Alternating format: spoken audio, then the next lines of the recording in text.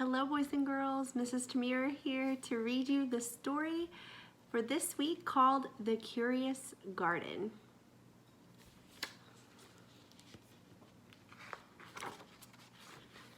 I'll show you the title page.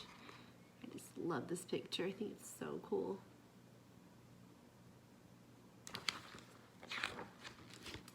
There once was a city without any gardens or trees or greenery of any kind. Most people spent their time indoors. As you can imagine, it was a very dreary place. Take a look at the picture,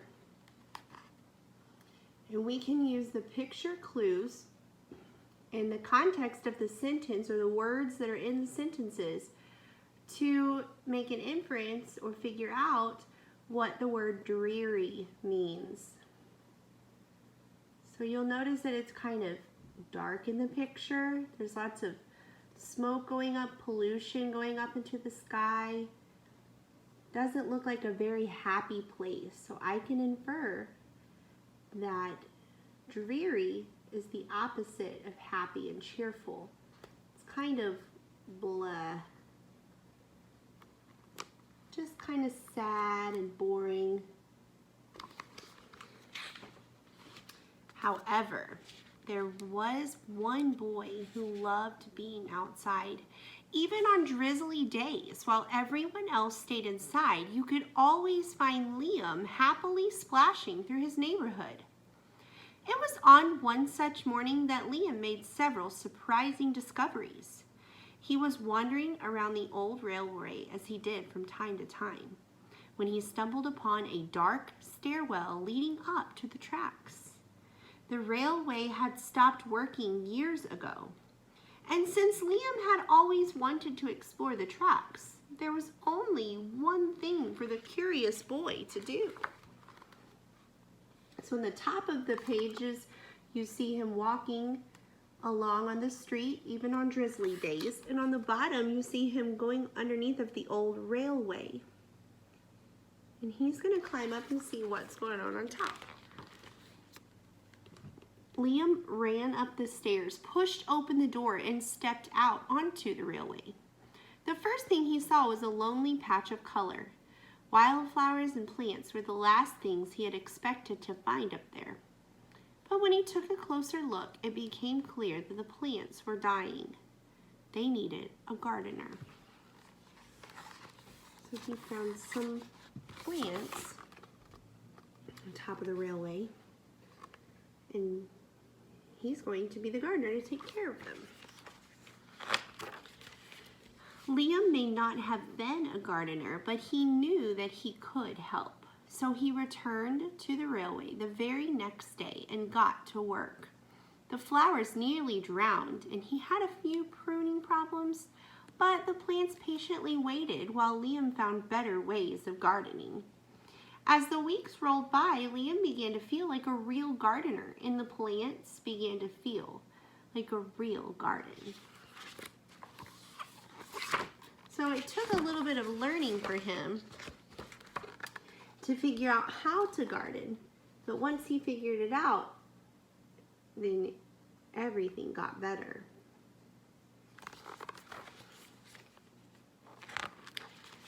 Most gardens stay in one place, but this was no ordinary garden. With miles of open railway ahead of it, the garden was growing restless. It wanted to explore. The tough little weeds and mosses were the first to move. They popped up farther and farther down the tracks and were closely followed by more delicate plants. Over the next few months, Liam and the curious garden explored every corner of the railway. So this author described the plants growing along on the railway as being curious. He kind of gave them a personality. He was thinking that he could show how the weeds and the flowers spread by making them be curious and thinking, I wonder what's going on around the railway here. So they kept on stretching and stretching. So the garden covered the whole thing. Ooh, take a look. This is another one of my favorite pictures. There's Liam standing in the middle of the flowers in the garden. Isn't that beautiful? And you can notice something's changing about the pictures in the book. No longer are they gray and drab and dreary, but you can see the blue sky and the fluffy white clouds. And things are looking a lot brighter. Here's another picture. These words have no pages, these pages have no words, so they give us, as a reader, an opportunity to use our mind to fill in the blanks.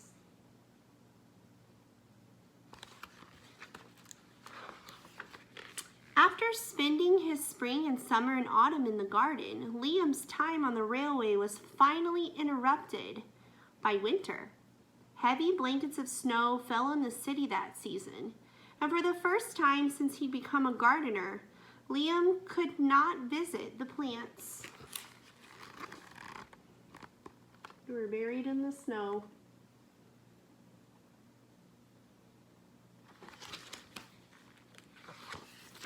Rather than waste his winter worrying about the garden, Liam spent it preparing for spring.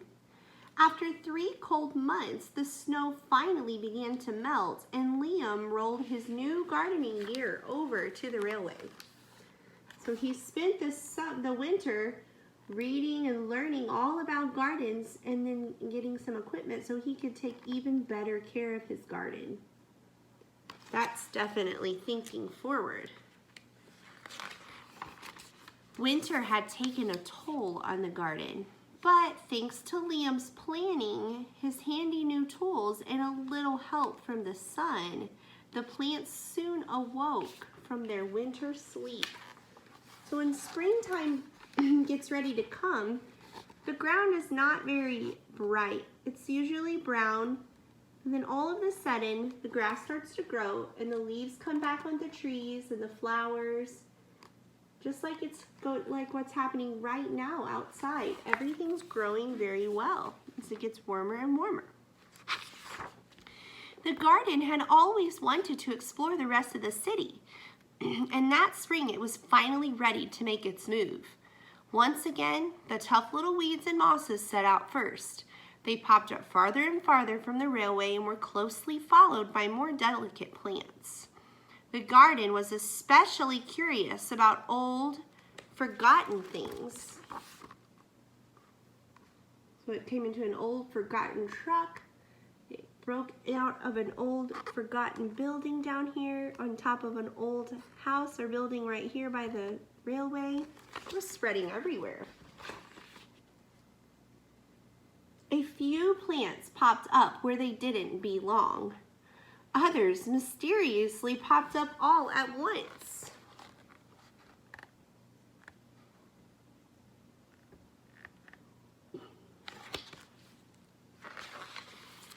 But the most surprising things that popped up were the new gardeners.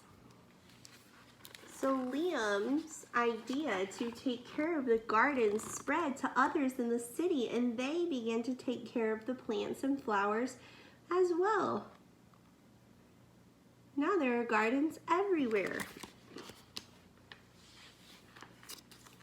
Here's another picture of the plants and flowers blooming.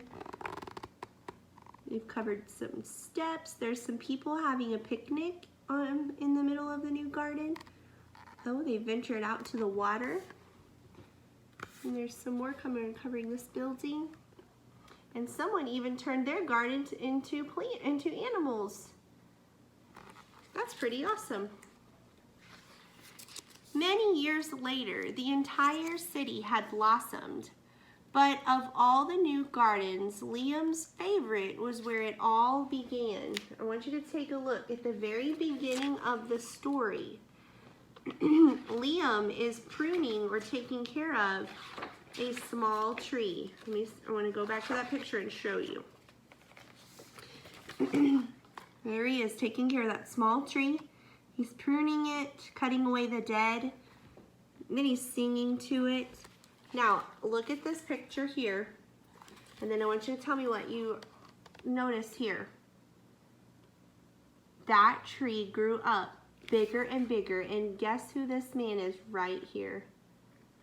Yep, that's Liam all grown up, and that is his family. They're all working in that garden together. How special.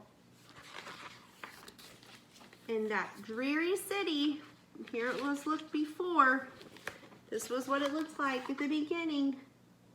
Then, because of Liam's hard work and perseverance and taking care of things, look at how beautiful it looks now. Isn't that incredible? All because one little boy decided he did not want to be letting the world just keep going the way it was going. He was going to be curious and learn how to take care of the plants and the garden the best way that he knew how. So I hope you enjoyed The Curious Garden by Peter Brown, and I hope you can get out in nature in your yard, or maybe you can plant a plant in a pot, and you can be curious about how plants grow and change over time. All right, boys and girls, I'll see you next time. Bye.